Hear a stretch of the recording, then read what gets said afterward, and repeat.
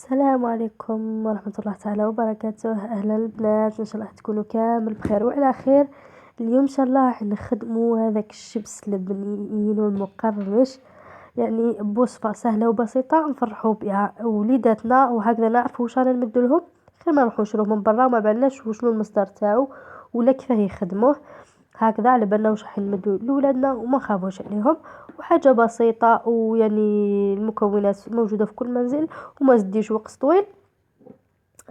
كما كنت جبت البطاطا قشرتها وغسلتها، ودوك راني نقطع فيها بهذا الموس اللي نقشروا به البطاطا هكذا باه نتحصل على شرائح رقاق بزاف. وقد ما يكونوا شرائح رقاق قد ما يكون الشبس تاعنا مليح خير، يعني وما يجيناش معجن وطري. هكذا اني نحاول اني ندير شرائح يعني رقاق.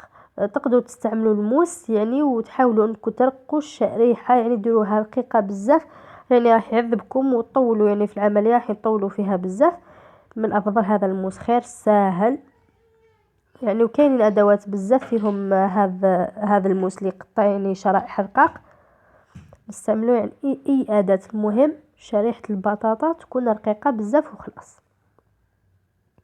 هكذا باه كي نقلوها تجينا مقرمشه وما تجيناش معجنه. هكذا راح نكمل الكميه تاعي كامل.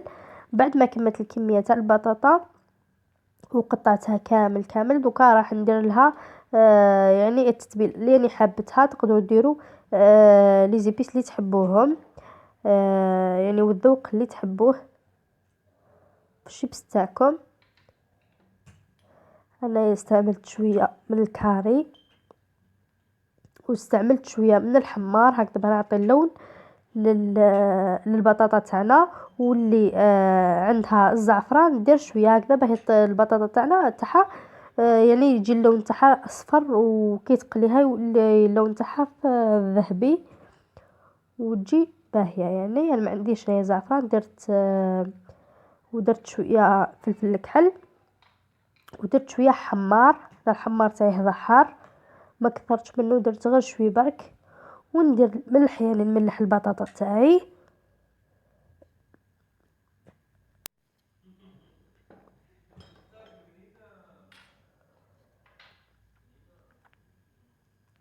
نملحو يعني الملح نحطو كميه لا باس بها.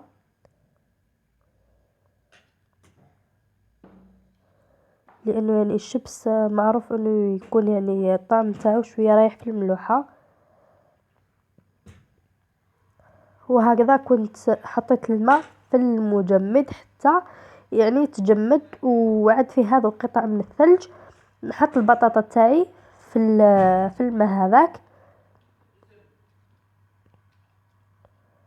نحطها يعني نغرقها كامل ونخليها في الماء هذاك، نغطيها ونخليها في الماء هذاك حتى الماء هذاك يروح له البروده اللي بزاف، يعني يولي ما عادي. ما نساوش الخل حطي 3 ملاعق ولا 4 تاع الخل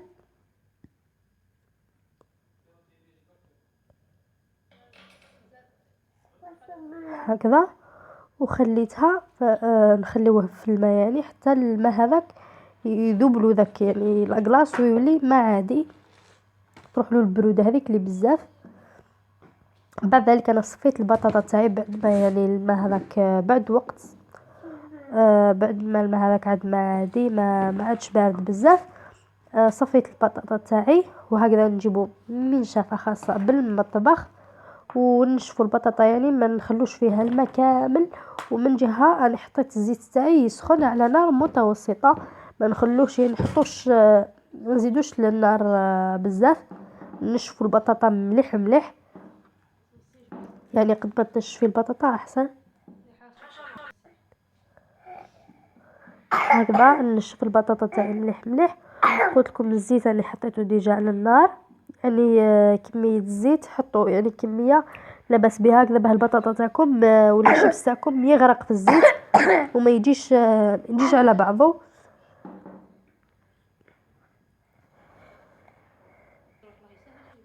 وبهذه الطريقه راح نبدا نحط البطاطا، ونحاول ما نحطش يعني شريحه فوق اختها ما يلصقوش بعضهم. الزيت يعني يكون سخون بصح النار لازم تكون شوي متوسطه، متقويوهاش كيما هنايا جاي لحفت لي الكميه الاولى يعني قريب تحرقت معايا، كانت النار قويه.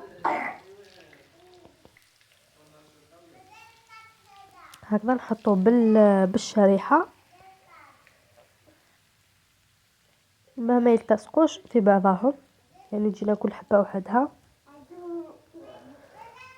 بهذه الطريقه.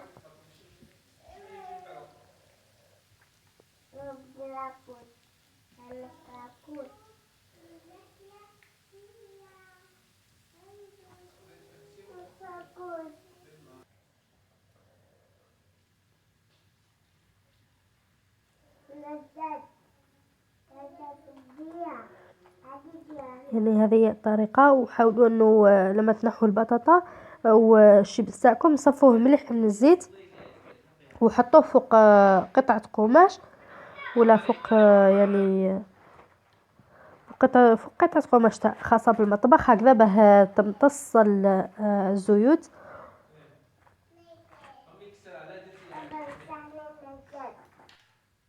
الكمية الأولى هذه لحفتها لي شوية النار، دوك نقص للنار ونكمل الكمية تاعي تاع الشيبس يعني بالطريقة الموضحة في الفيديو.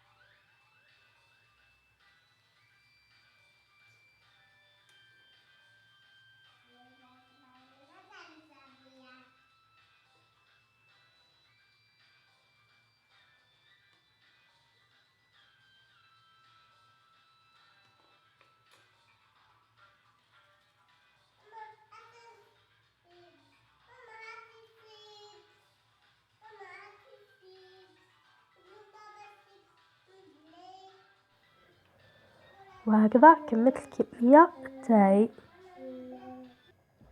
كنت حطيتها كامل فوق قطعة قماش يعني خرجت ما شاء الله مقرمشة يعني تشهي.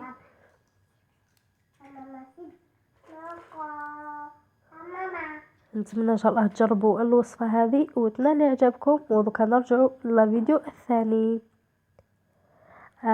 دوكا بعد ما يعني درت الشبس وكملت رجعت ندير يعني وصفة كانت مدتها لي حبيبتي عائلتي حياتي مشتركة معايا في القناة.